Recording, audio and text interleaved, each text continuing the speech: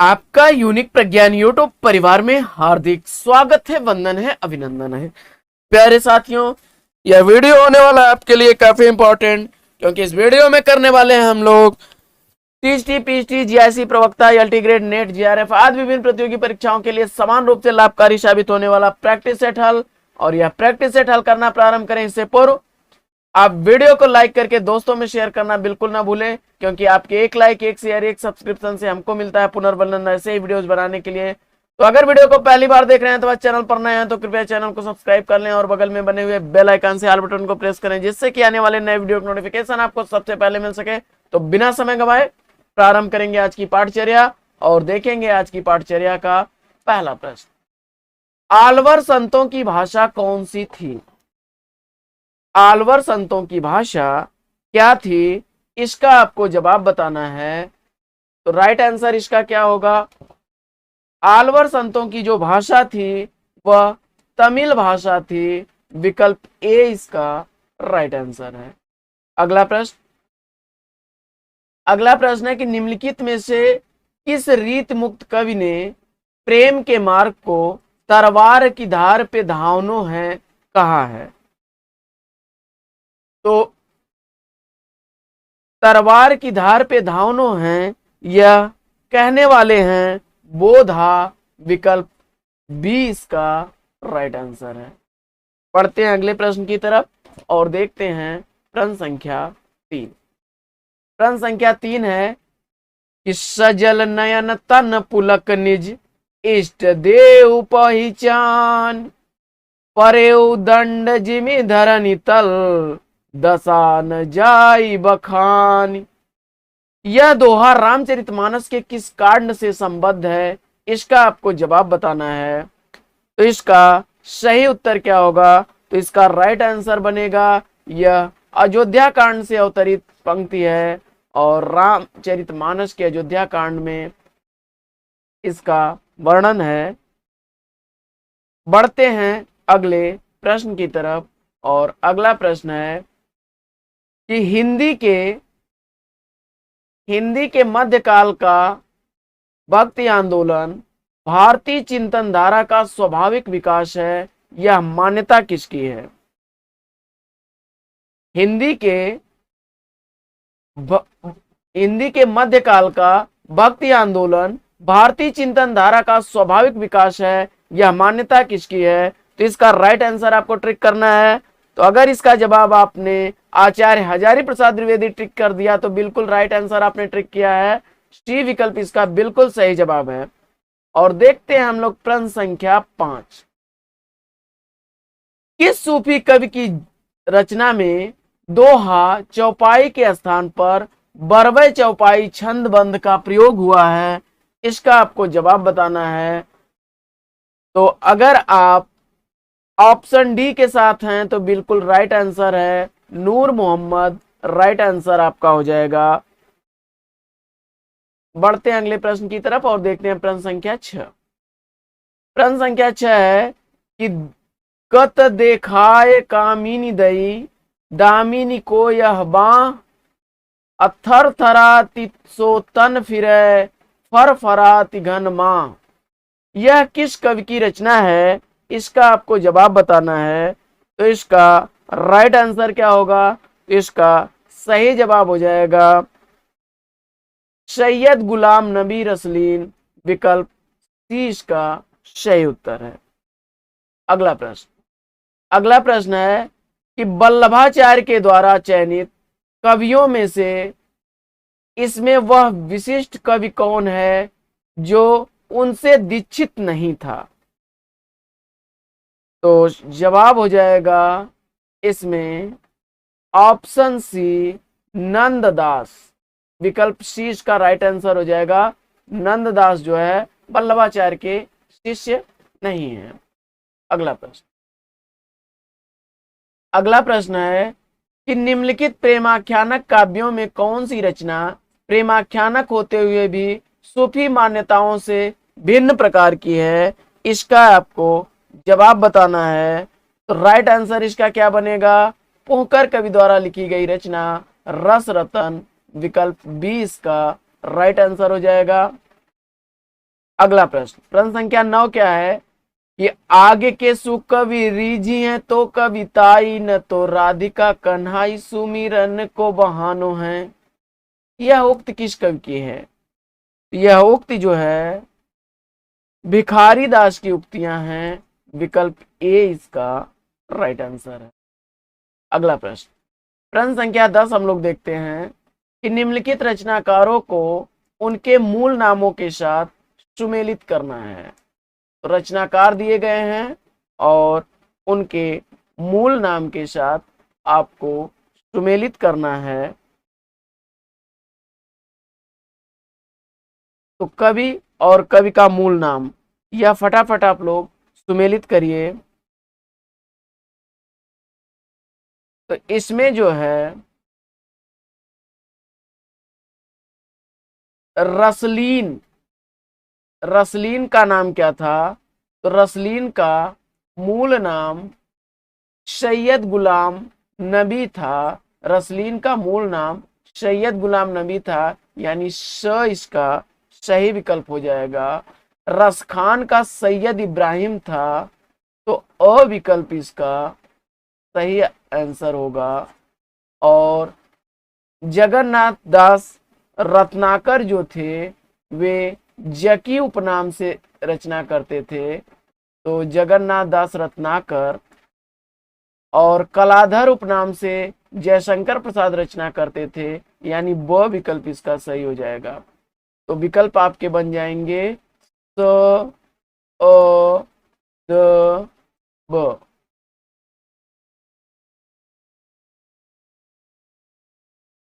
तो विकल्प इसका बी राइट आंसर हो जाएगा। बढ़ते हैं प्रश्न संख्या 11 की तरफ। और प्रश्न संख्या 11 क्या है कि 84 वैष्णवन की वार्ता, 84 वैष्णवन की वार्ता के रचनाकार कौन है? 84 वैष्णवन की वार्ता जो कृति है, इसके रचनाकार गोकुलनाथ हैं। बिल्कुल सही जवाब, ये विकल्प आपका राइट आंसर हो गया। और आचार्य रामचंद्र शुक्ल ने रीतकाल का प्रवर्तक किसे माना है? इसका आपको जवाब बताना है। आचार्य शुक्ल के अनुसार रीतकाल के प्रवर्तक कौन है? इसका आपको जवाब बताना है। तो आचार्य रामचंद्र शुक्ल जी ने चिंतामणि त्रिपाठी जी को रीतकाल का प्रवर्तक माना है। डी विकल्प इसका राइट आंसर है। अगला प्रश्न, फुलवा भार न ले सके कहें सखियन सो रोय, ज्यों ज्यों भीजे कामरी त्यों त्यों भारी होय। यह दोहा किस कवि का है? इसका आपको जवाब बताना है। तो प्रस्तुत दोहा कबीर दास जी का दोहा है। विकल्प बी इसका सही उत्तर है। अगला प्रश्न, अगला प्रश्न है कि काल क्रम के अनुसार इन रचनाओं का सही क्रम इंगित कीजिए। तो इसमें 1501 ईस्वी जो है मृगावती का रचना काल है। पद्मावत 1504 ईस्वी और मधुमालती 1545 की रचना है। चित्रावली 1613 ईस्वी की रचना है। तो विकल्प डी इसका राइट आंसर हो जाएगा। विकल्प डी इसका सही जवाब हो जाएगा। अगला प्रश्न, अगला प्रश्न है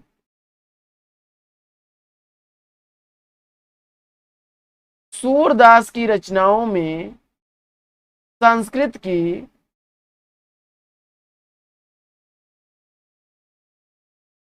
सूरदास की रचनाओं में संस्कृत की कोमलकांत पदावली और अनुप्रासों की छटा नहीं है जो तुलसीदास की रचना में दिखाई पड़ती है। यह कथन किसका है? तो जवाब हो जाएगा, यह कथन है आचार्य रामचंद्र शुक्ल जी का। सी विकल्प इसका राइट आंसर है। अगला प्रश्न, अगला प्रश्न है कि गोस्वामी तुलसीदास ने रघुनाथ गाथा रामचरितमानस की रचना किस उद्देश्य से की है? इसका आपको जवाब बताना है। तो इसका राइट आंसर क्या हो जाएगा? इसका राइट आंसर होगा विकल्प डी, स्वांत सुखाय के लिए। ये विकल्प इसका सही उत्तर है। अगला प्रश्न, अगला प्रश्न है भाषा इंडिया किस कंपनी का पोर्टल है? भाषा इंडिया किस कंपनी का पोर्टल है? तो जवाब हो जाएगा ऑप्शन डी, शीडक। प्रश्न संख्या 18 कि पूर्वी हिंदी का अपभ्रंश, पूर्वी हिंदी का विकास अपभ्रंश के किस रूप में हुआ है? तो इसका उत्तर हो जाएगा अर्धमागधी अपभ्रंश, विकल्प सी इसका सही उत्तर है। अगला प्रश्न, अगला प्रश्न है कि स्वनिम का अर्थ क्या है? तो स्वनिम का अर्थ होता है ध्वनि, विकल्प डी इसका सही जवाब है। और बढ़ते हैं अगले प्रश्न की तरफ। प्रश्न संख्या 20 है कि खल्लाटी का दूसरा नाम क्या है? खल्लाटी का दूसरा नाम आपको बताना है। तो इसका जवाब हो जाएगा ऑप्शन डी, छत्तीसगढ़ी। डी विकल्प इसका सही जवाब है। अगला प्रश्न, अगला प्रश्न है कि स्टेटस को का सही अनुवाद क्या होगा?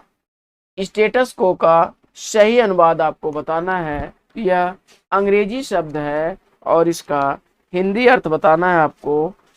तो जवाब हो जाएगा इसका ऑप्शन सी, यथा स्थिति। आपने विकल्प का चयन किया, बिल्कुल राइट आंसर है ऑप्शन सी। प्रश्न संख्या 22 है कि निम्नलिखित में से किस बोली का अपना कोई विशिष्ट साहित्य नहीं है? इनमें से किस बोली का अपना कोई विशिष्ट साहित्य नहीं है? इसका आपको जवाब बताना है। तो इसका राइट आंसर बनेगा ऑप्शन ए, बघेली। जबकि खड़ी बोली, अवधी और ब्रज भाषा में बहुत सारा साहित्य लिखा गया है, इसकी अपेक्षा बघेली में कम साहित्य है। अगला प्रश्न है कि उच्चारण की दृष्टि से यह वर्ण क्या है? उच्चारण की दृष्टि से यह वर्ण आपका क्या बनेगा? तो यह वर्ण आपका तालव्य वर्ण है, विकल्प सी इसका राइट आंसर। अगला प्रश्न है कि निम्नलिखित में से एक कथन असत्य है, उसका आपको चयन करना है। असत्य कथन का चयन करना है। तो कर्मवीर पत्र के संपादक माखनलाल चतुर्वेदी थे। यह कथन तो आपका सही है। तो अगर आपने ये विकल्प जवाब दिया तो आपका जवाब गलत हो चुका है। और अगला कथन है कि दिनमान के प्रथम संपादक रघुवीर सहाय थे। तो यह कथन इसका जो है असत्य है। तो विकल्प बी अगर आपने ट्रिक किया तो बिल्कुल राइट आंसर के साथ हैं। जबकि पहल पत्रिका जबलपुर से प्रकाशित होने वाली पत्रिका है और आजकल पत्रिका दिल्ली से प्रकाशित होती है, यह भी कथन सही है। तो इसका असत्य कथन ऑप्शन बी हो जाएगा। अगला प्रश्न, अगला प्रश्न है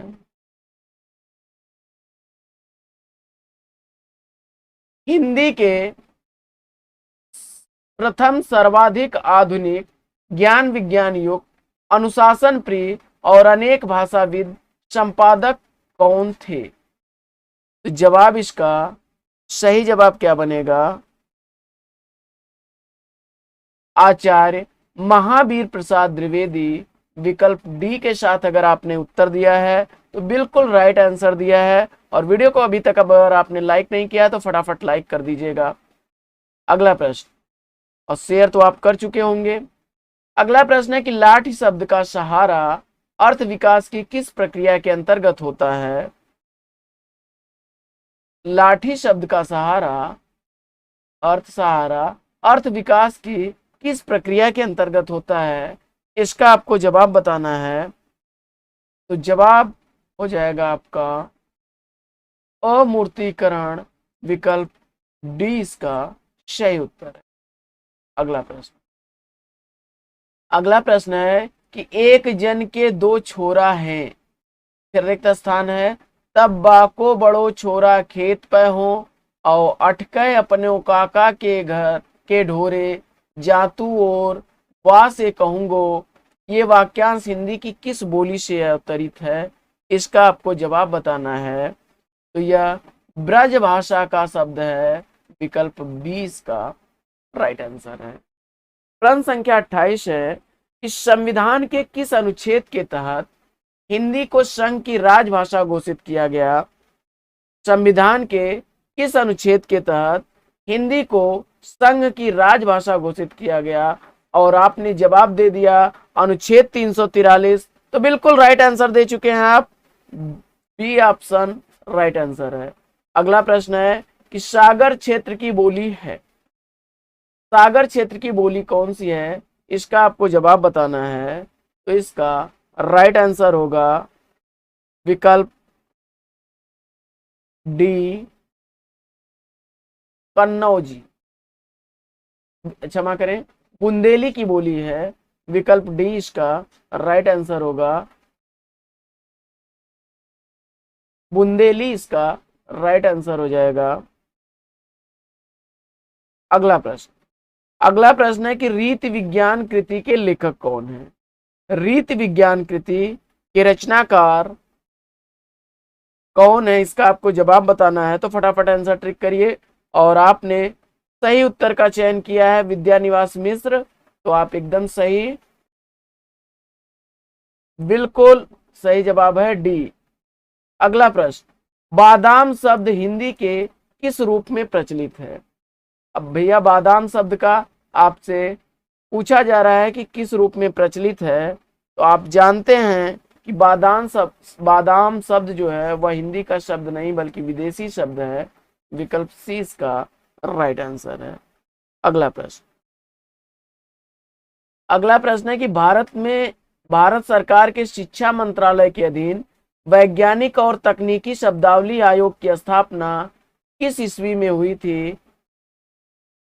भारत में शिक्षा मंत्रालय के अधीन वैज्ञानिक और तकनीकी शब्दावली आयोग की स्थापना का वर्ष 1961 ईस्वी है। विकल्प 20 का राइट आंसर। अगला प्रश्न, अगला प्रश्न है कि भाषा वह साधन है जिसके द्वारा मनुष्य अपने विचार दूसरों पर भलीभांति प्रकट कर सकता है और दूसरों के विचार को स्पष्टता समझ सकता है। यह परिभाषा किसकी है। तो जवाब हो जाएगा कामता प्रसाद गुरु की परिभाषा है। विकल्प ए इसका राइट आंसर है। अगला प्रश्न, अगला प्रश्न है कि संचारात्मक भाषा विज्ञान के जनक, संचारात्मक भाषा विज्ञान के जनक कौन थे। तो संरचनात्मक, क्षमा करें, संरचनात्मक भाषा विज्ञान के जनक कौन थे। तो संरचनात्मक भाषा विज्ञान के जनक आपको बताना है। तो विकल्प आपका सही इसमें कौन सा होगा, लेनार्ड ब्लूमफील्ड। अगर आपने ऑप्शन ट्रिक किया तो सही ऑप्शन है सी, विकल्प इसका सही उत्तर है। अगला प्रश्न, अगला प्रश्न है कि निम्नलिखित काव्य पंक्तियों को उनके रचनाकारों के साथ सुमेलित करना है। तो पहली पंक्ति है कि मैं रूपक हूं दबी हुई दूब का, मैं रूपक हूं दबी हुई दूब का। यह जो है नागार्जुन की पंक्तियां हैं, यह नागार्जुन की पंक्ति है। और कोठरी में लौ जलाकर दीप की गिन रहा होगा महाजन सेंत की, यह पंक्ति किसकी है। यह पंक्ति आपकी अज्ञेय की पंक्तियां हैं। और मगर समय गवाह है कि मेरी बेचैनी के आगे भी राह है, इस पंक्ति के रचनाकार कौन है। तो यह धूमिल की पंक्तियां हैं। और इन दिनों की दुहश है कभी धंधा, हैं दोनों चीजें व्यस्त कलम कंधा। यह भवानी प्रसाद मिश्र की पंक्तियां हैं। पढ़ते हैं अगले प्रश्न की। अगला प्रश्न है निरालाकृत राम की शक्ति पूजा नामक प्रसिद्ध रचना का प्रेरणा स्रोत क्या है? निराला द्वारा लिखी गई राम की शक्ति पूजा नामक प्रसिद्ध रचना का प्रेरणा स्रोत आपको बताना है और इसका राइट आंसर आप बताएंगे अगर कृतिवासी रामायण तो बिल्कुल बिल्कुल सही जवाब आपका है, बी ऑप्शन इसका राइट आंसर है। अगला प्रश्न है कि सुमित्रा नंदन पंत को उनकी किस कृति पर ज्ञानपीठ पुरस्कार मिला? सुमित्रा नंदन पंत को उनकी कृति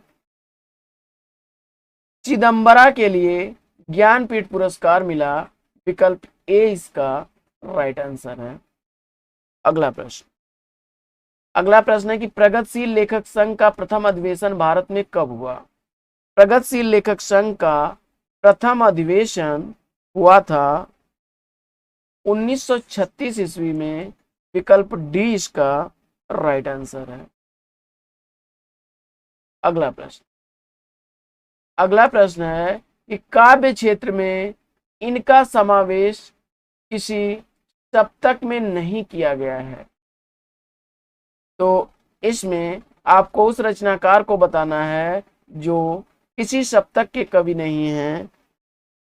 तो इसमें दुष्यंत कुमार, विकल्प सी किसी भी शतक के कवि नहीं है, सी विकल्प इसका राइट आंसर है। अगला प्रश्न है कि इनमें भाषा नवजागरण का अग्रदूत कवि कौन रहा है? इसमें भाषा नवजागरण का अग्रदूत कौन रहा है, इसका आपको जवाब बताना है।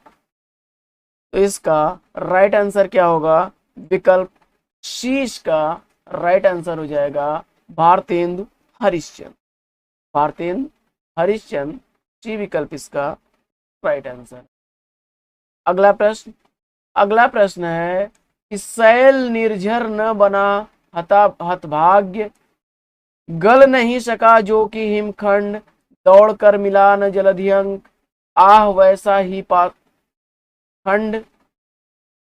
ये पंक्ति किस कवि की है?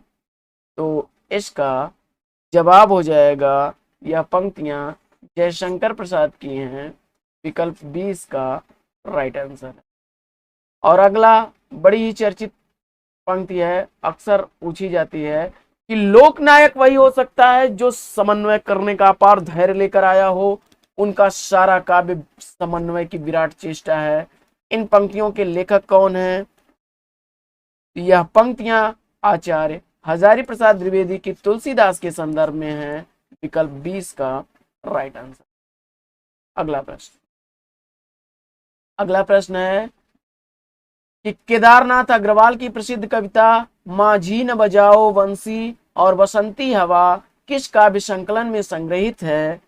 तो जवाब हो जाएगा विकल्प सी, फूल नहीं रंग बोलते हैं, सी विकल्प इसका राइट आंसर हो जाएगा। और अगला प्रश्न है कि आध्यात्म रामायण का खड़ी बोली में रूपांतरण फोर्ट विलियम कॉलेज के संबंध किस रचनाकार ने किया? तो इसका सही उत्तर हो जाएगा शदल मिश्र, विकल्प डी इसका राइट आंसर है। अगला प्रश्न है कि शहर अब भी संभावना है किस कवि की रचना है? शहर अब भी संभावना है, यह किस कवि की रचना है? तो इसका जवाब हो जाएगा अशोक वाजपेयी, सी विकल्प राइट आंसर है। अगला प्रश्न है कि निम्नलिखित कवियों में से कौन कवि एक भारतीय आत्मा उपनाम से विख्यात है? तो इसका जवाब हो जाएगा ऑप्शन डी, माखनलाल चतुर्वेदी, विकल्प डी के साथ आप हैं तो राइट आंसर है आपका। अगला प्रश्न है कि समालोचना का सूत्रपात हिंदी में एक प्रकार से भट्ट और चौधरी ने किया, यानी बद्री नारायण चौधरी, प्रेमगन ने। तो निम्नलिखित में से यह कथन किसका है? तो यह कथन है आचार्य रामचंद्र शुक्ल जी का, विकल्प सी इसका राइट आंसर। अगला प्रश्न है कि भीतर भीतर सब रस चूसे, हंस हंस के तन मन धन मूसे, जाहिर बातन में अति तेज, क्यों सखी साजन ना सखी अंग्रेज। यह पंक्तियां किस रचनाकार की हैं? इसका आपको जवाब बताना है। तो इसका राइट आंसर क्या होगा? इसका सही जवाब हो जाएगा भारतेंदु हरिश्चंद्र, विकल्प ए राइट आंसर है। भारतेंदु हरिश्चंद्र की मुकरियों से अवतरित है यह। अगला प्रश्न है कि किस कवि के काव्य में छायावाद, प्रगतिवाद एवं अंतश्चेतनावाद का क्रमिक विकास परिलक्षित होता है? तो राइट आंसर बनेगा सुमित्रानंदन पंत, बी विकल्प इसका राइट आंसर है। अगला प्रश्न है कि विजयी विश्व तिरंगा प्यारा, झंडा ऊंचा रहे हमारा, यह झंडा गीत किस रचनाकार की है? तो विजयी विश्व तिरंगा प्यारा, झंडा ऊंचा रहे हमारा, यह झंडा गीत श्यामलाल गुप्त पार्षद का है। विकल्प सी इसका राइट आंसर। अगला प्रश्न है कि मानव अथवा प्रकृति के सूक्ष्म किंतु व्यक्त सौंदर्य में आध्यात्मिक छाया का भान मेरे विचार से छायावाद की एक सर्वमान्य व्याख्या हो सकती है, यह अभिमत किसका है?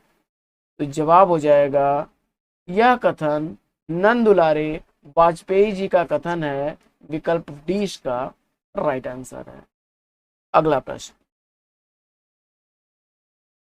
प्रश्न है इस महान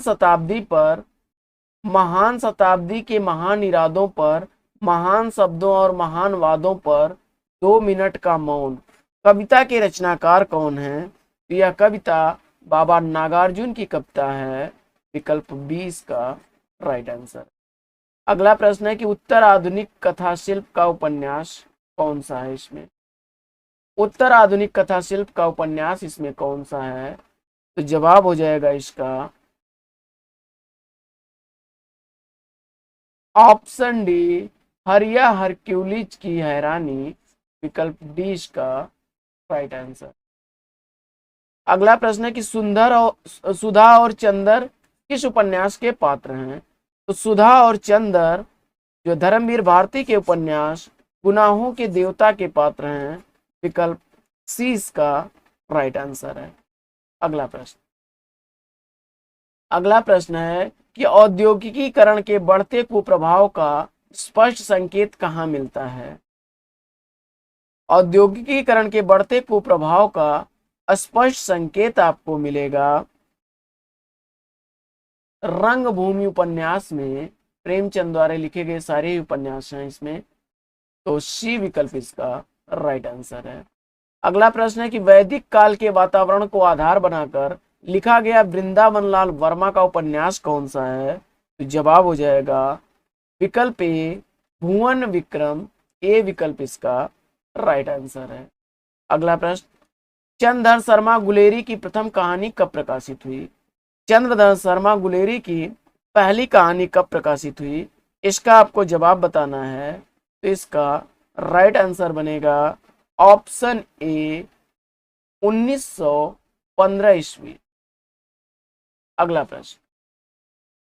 प्रश्न है कि अमृतलाल नागर का कौन सा उपन्यास महाकवि सूरदास के जीवन पर आधारित है? तो अमृतलाल नागर द्वारा लिखा गया खंजन नयन उपन्यास जो है यह सूरदास पर आधारित है, जबकि मानस का हंस तुलसीदास के जीवन पर आधारित है। तो बी विकल्प इसका राइट आंसर है। अगला प्रश्न है कि भिक्षुक जब 10 द्वार न जाए उसका पेट कैसे भरेगा? मैं ऐसे भिक्षुओं को मुंह नहीं लगाती, ऐसे तो गली गली में मिलते हैं, फिर देता क्या है? असीम, असीमों से तो किसका आशीष, क्षमा करें, तो आशीषों से तो किसी का पेट नहीं भरता। यह कथन गोदान के किस पात्र का है? तो जवाब हो जाएगा यह झुनिया का कथन है। डी विकल्प इसका राइट आंसर। और अगला प्रश्न है कि प्रजातंत्र और लोकतंत्र के नाम पर हमारे चारों ओर फलने फूलने वाली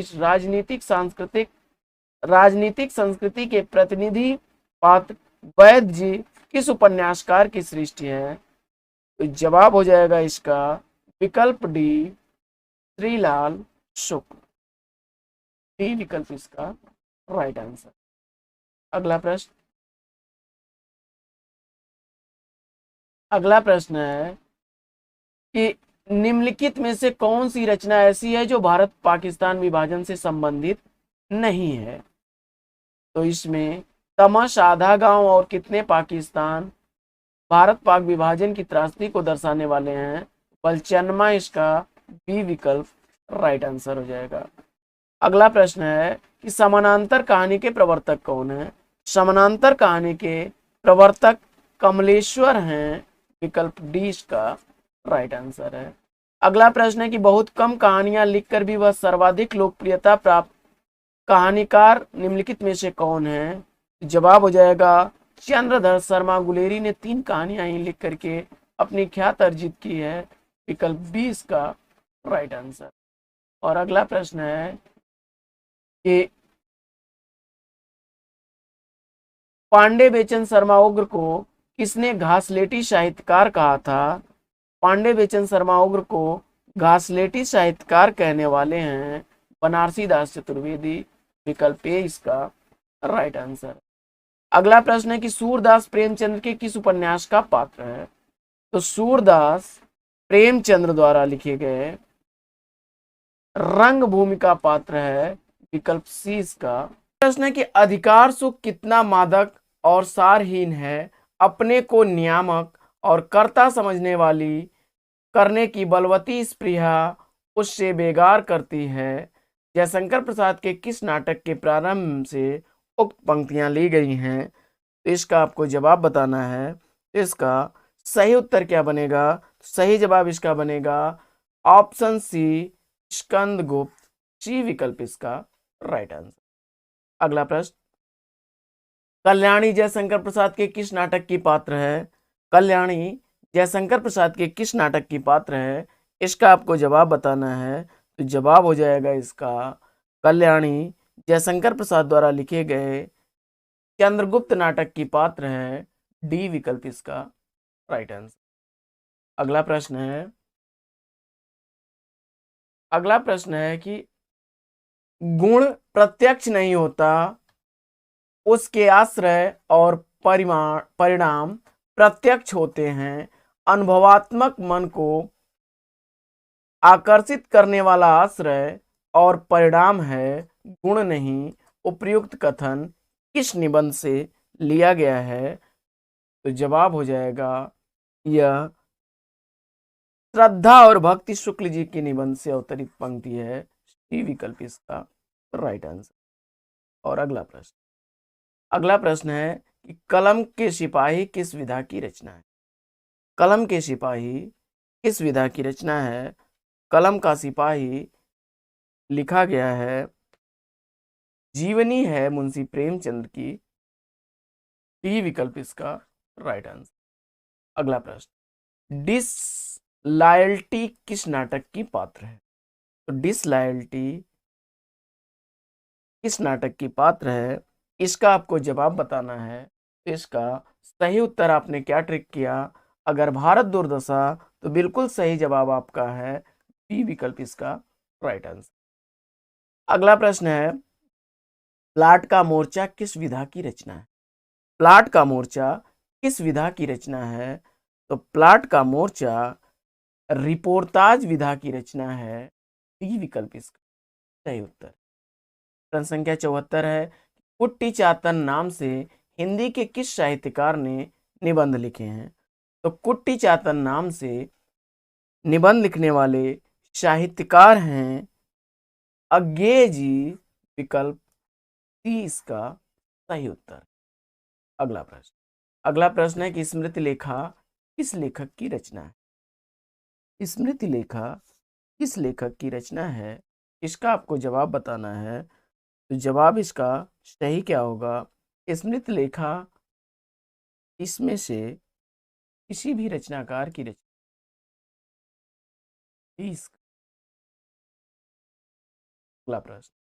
अगला प्रश्न है कि निम्नलिखित रचनाकारों को उनके द्वारा लिखित यात्रा संस्मरण विधा कृतियों के साथ सुमेलित कीजिए और दिए गए कोड से सही उत्तर का चयन करना। तो मोहन राकेश द्वारा लिखा गया यात्रा साहित्य है आखिरी चट्टान। और केदारनाथ अग्रवाल द्वारा लिखा गया बस्ती खिले गुलाबों की, जबकि निर्मल वर्मा द्वारा लिखा गया किरणों पर चांदनी है, और पृथ्वी प्रदक्षिणा शिव प्रसाद गुप्त द्वारा लिखा गया है। तो इसका बनेगा आपका सही को ट अ ट अ। विकल्प डी इसका राइट आंसर। अगला प्रश्न है कि पेपर वेट कृति में इन दो विधाओं की रचनाएं संग्रहित हैं। तो पेपर वेट जो रचना है उसमें किन दो विधाओं की रचनाएं संकलित हैं? तो जवाब इसका आप सही ट्रिक करिए। क्या ट्रिक किया आपने? कहानी और नाटक। बिल्कुल सही जवाब है, बी विकल्प इसका राइट आंसर। अगला प्रश्न है कि अन्या से अनन्या तक किसकी कृति है? अन्या से अनन्या तक किसकी कृति है, इसका आपको जवाब बताना है। अन्या से अनन्या तक जो कृति है यह प्रभा खेतान की रचना है। ए विकल्प इसका सही उत्तर। अगला प्रश्न है कि मित्र संवाद जिन दो साहित्यकारों के मध्य होने वाले पत्र व्यवहार का संग्रह है वे साहित्यकार कौन? तो मित्र संवाद में किन दो साहित्यकारों के आपसी पत्र व्यवहार का वर्णन है, इसको आपको बताना है। जवाब इसका क्या होगा? इसका राइट आंसर बनेगा यह रामविलास शर्मा और केदारनाथ अग्रवाल के पत्रों का संग्रह है। विकल्प डी इसका। अगला प्रश्न है कि कृष्ण अर्जुन युद्ध नाटक के रचनाकार। तो कृष्ण अर्जुन युद्ध नाटक लिखा गया है माखनलाल चतुर्वेदी द्वारा। विकल्प ए इसका सही उत्तर। अगला प्रश्न है कि इनमें रेडियो नाटक में सबसे चर्चित लेखक कौन रहे हैं? इसमें रेडियो नाटक के सबसे चर्चित लेखक आपको बताना है कौन रहे हैं, और अगर आपने उत्तर चिरंजीत को सेलेक्ट किया तो बिल्कुल राइट आंसर पे आप हैं। ई विकल्प इसका सही उत्तर। अगला प्रश्न है कि इन रचनाओं का सही कालक्रम क्या है? तो इसमें सबसे बेस्ट कालक्रम इसमें सेलेक्ट करना 82 का। तो इसमें आपका हनुमान नाटक, द्रोण पर्व, नुहुस और उत्तर प्रियदर्शी विकल्प 30 का राइट आंसर। अगला प्रश्न है कि चित्रवृत्तियों की परंपरा को देखते हुए साहित्य परंपरा के साथ सामंजस्य दिखाना ही साहित्य का इतिहास कहलाता है। उक्त कथन किस लेखक? तो इसका सही जवाब क्या होगा? तो इसका राइट आंसर बनेगा ऑप्शन आचार्य रामचंद्र शुक्ल। आपने ट्रिक किया, बिल्कुल सही विकल्प इसका राइट आंसर है। अगला प्रश्न है कि स्वयंभू को अपभ्रंश का वाल्मीकि किसने कहा? स्वयंभू को अपभ्रंश का वाल्मीकि किसने कहा है? तो स्वयंभू को अपभ्रंश का वाल्मीकि कहने वाले हैं राहुल शांकृत्यायन जी। विकल्प डी बिल्कुल सही जवाब। इसका आंसर आप लोग कमेंट बॉक्स में।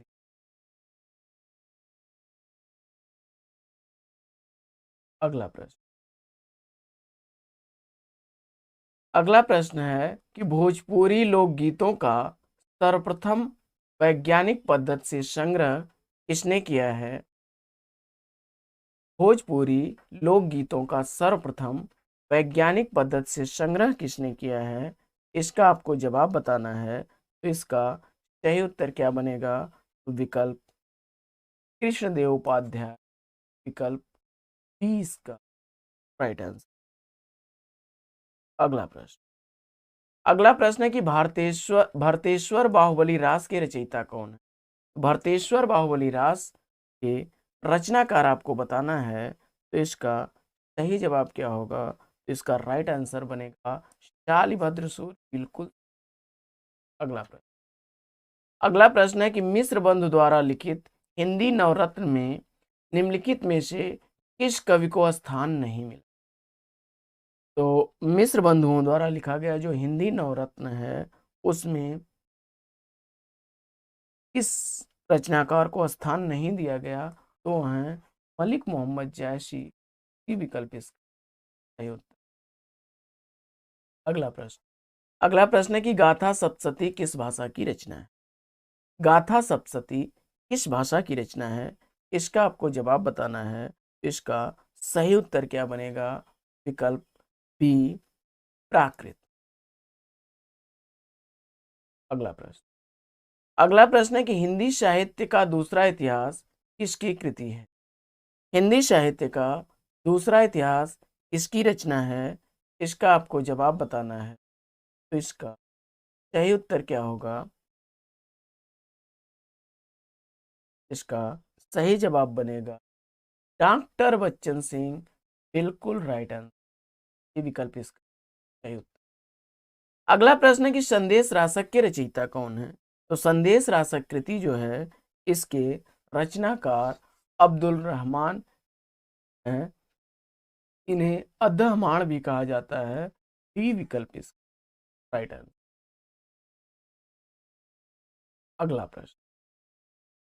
अगला प्रश्न है कि महापंडित राहुल सांस्कृतायन ने आदिकाल को क्या नाम दिया? तो महापंडित राहुल सांस्कृतायन के अनुसार आदिकाल का नामकरण उन्होंने सिद्ध सामंत काल दिया है। बी विकल्प इसका राइट आंसर। अगला प्रश्न। अगला प्रश्न है कि नाथ पंथ को सुव्यवस्थित रूप किसने प्रदान किया? नाथ पंथ को सुव्यवस्थित रूप प्रदान करने का श्रेय गोरखनाथ को है। बी विकल्प इसका सही उत्तर। अगला प्रश्न। दोहा कोश किसकी रचना है? दोहा कोश किसकी रचना है? इसका आपको जवाब बताना है। तो दोहा कोश के रचनाकार हैं शरहपाद। विकल्प 20 का सही उत्तर। अगला प्रश्न। अगला प्रश्न है कि हिंदी साहित्य के किस इतिहासकार को तीसरी आंख कहा जाता है? हिंदी साहित्य के किस इतिहासकार को तीसरी आंख कहा जाता है? तो इसका राइट आंसर क्या बनेगा? इसका सही जवाब बनेगा आचार्य हजारी प्रसाद द्विवेदी। विकल्प ए इसका सही उत्तर है। अगला प्रश्न। अगला प्रश्न है हिंदी में किस कवि ने लोक काव्य रूप मुकरी को साहित्यिक रूप प्रदान किया? हिंदी में किस कवि ने लोक काव्य रूप मुकरी को साहित्यिक स्थान प्रदान किया? तो इसका राइट आंसर बनेगा मुकरियों का श्रेय लिखने का अमीर खुसरो को जाता है। ये विकल्प इसका राइट आंसर। अगला प्रश्न। अगला प्रश्न है कि निम्नलिखित में से कौन सा ग्रंथ विरह काव्य की का उत्कृष्ट उदाहरण है? तो इसमें विरह काव्य का उत्कृष्ट उदाहरण कौन सा काव्य है? जवाब बताना है आपको। तो इसका सही जवाब होगा बीसल देवरासो। डी विकल्प इसका सही उत्तर है। अगला प्रश्न। अगला प्रश्न है कि साहित्य का इतिहास दर्शन ग्रंथ के लेखक कौन? तो साहित्य का इतिहास दर्शन ग्रंथ लिखने वाले हैं नलिन विलोचन शर्मा। विकल्प बी इसका राइट आंसर। अगला प्रश्न। अगला प्रश्न है कि ईश्वरी किस लोक विधा के लिए विख्यात है? ईश्वरी किस लोक विधा के लिए विख्यात है? तो जवाब हो जाएगा ऑप्शन सी, ईश्वरी जो है फाग के लिए विख्यात। ये विकल्प इसका राइट आंसर। अगला प्रश्न है कि लोक साहित्य की दृश्य विधा इसमें से क्या है? लोक साहित्य की दृश्य विधा के रूप लोक नाट्य आएगा आपका। विकल्प बी इसका राइट आंसर। अगला प्रश्न। अगला प्रश्न है कि अभिधा उत्तम काव्य है मध्य लक्षणालीन अधम व्यंजना रस विरस उल्टी कहत नवीन। यह किसकी उक्ति है? इसका आपको जवाब बताना है। तो इसका राइट आंसर क्या बनेगा? इसका सही जवाब बनेगा विकल्प बी, यह देव काकत की पंक्तियां। बी विकल्प इसका राइट आंसर। अगला प्रश्न। निर्वैयक्तिकता का सिद्धांत किसने दिया? तो निर्व्यक्तिकता का सिद्धांत देने वाले टी.एस. इलियट महोदय हैं, विकल्प 20 का। और अगला प्रश्न है कि बांधा था विध को किसने इन काली जंजीरों से, मणि वाले फणियों का मुख क्यों भरा हुआ हीरों से। इन पंक्तियों में कौन सा अलंकार है, इसका आपको जवाब बताना है। तो इन पंक्तियों में अलंकार का आपको चयन करना है। कौन सा अलंकार होगा, जल्दी से उत्तर ट्रिक करिए। और अगर आपने उत्तर ट्रिक किया है रूप का अतिशयोक्ति सी विकल्प, तो बिल्कुल राइट आंसर है। अगला प्रश्न है काव्य का काम कल्पना में बिंब या मूर्त भावना उपस्थित करना है, खुद के सामने कोई विचार या कॉन्सेप्ट लाना नहीं, यह कथन किसका है। तो जवाब हो जाएगा यह कथन है आचार्य रामचंद्र शुक्ल जी का। ही ऑप्शन राइट आंसर। अगला प्रश्न है कि जयप्रकाश करदम किस विमर्श से संबंधित रचनाकार। तो जयप्रकाश करदम जो है यह दलित विमर्श से संबंधित रचनाकार हैं। ई विकल्प इसका राइट आंसर। अगला प्रश्न है कि संप्रेषणीयता का संबंध किससे है। तो संप्रेषणीयता का संबंध किससे है, इसका आपको जवाब बताना है। इसका राइट आंसर होगा आइए रिचर्ड्स का, विकल्प ए इसका राइट आंसर। अगला प्रश्न है कि अस्तित्ववाद के प्रथम पुरस्कर्ता कौन है। अस्तित्ववाद के प्रथम पुरस्कर्ता के रूप में हैं किरकेगार्ड महोदय, विकल्प ए इसका सही जवाब। अगला प्रश्न है कि लॉन्गिनस के औदात्य का मूल आधार किसने माना है। लॉन्गिनस ने औदात्य का मूल आधार स्वीकार किया है कवि की प्रतिभा को। ई विकल्प इसका राइट आंसर। अगला प्रश्न है कि भरत मुनि के रस सूत्र में अनुमितिवाद पर आधारित व्याख्या किस आचार्य की है। तो भरत मुनि के रस सूत्र के अनुमितवाद पर आधारित व्याख्या के व्याख्याता आचार्य हैं आचार्य शंकुक महोदय, विकल्प 20 का राइट आंसर। अगला प्रश्न है कि स्त्री विमर्श पर आधारित कृति तब्दील निगाहें किस लेखिका की रचना है। स्त्री विमर्श पर आधारित कृति तब्दील निगाहें किस लेखिका की रचना है।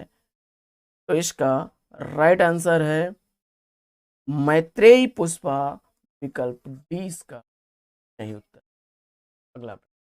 अगला प्रश्न है कि निम्नलिखित में से संस्कृत के किस आचार्य ने विशेषो गुणात्मा सूत्र के आधार पर रीति और गुण से में अभेद माना है। इसका आपको जवाब बताना है। इसका सही जवाब क्या हो जाएगा, आचार्य वामन ने, विकल्प ए बिल्कुल सही उत्तर। अगला प्रश्न है कि व्याकरण विरुद्ध प्रयोगों से उत्पन्न दोष को कहते हैं। तो व्याकरण विरुद्ध प्रयोगों से उत्पन्न दोष को कहा जाता है च्युत संस्कृति दोष, विकल्प ए इसका राइट आंसर। अगला प्रश्न है कि पाश्चात्य समीक्षा में कला के लिए सिद्धांत का सबसे प्रबल समर्थक कौन है। तो जवाब हो जाएगा डॉक्टर ब्रैडले, विकल्प 30 का राइट आंसर। अगला प्रश्न है कि निम्नलिखित कथनों को संबंधित आचार्यों के साथ सुमेलित कीजिए और दिए गए कूट से सही उत्तर का चयन कीजिए। तो इसका सही जवाब क्या होगा, तो इसमें जो है सौंदर्यम अलंकार, यह कथन जो है आचार्य वामन का है। और शब्दार्थो सहितो काव्यम, यह कथन जो है शब्दार्थो सहितो काव्यम, यह कथन आपका भामह का है। और रमणयात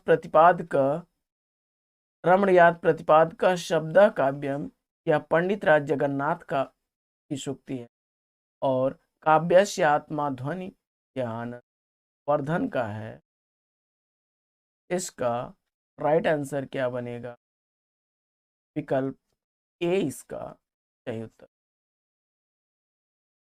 अगला प्रश्न है कि पश्चिम के किस विचारक ने अनुकरण का तात्पर्य प्रतिकीर्ति यानी नकल न मानकर पुनः सृजन तथा पुनर्निर्माण माना है? इसका आपको जवाब बताना है और इसका जवाब अगर आपने सेलेक्ट किया है अरस्तु को, तो बिल्कुल राइट आंसर। अगला प्रश्न है,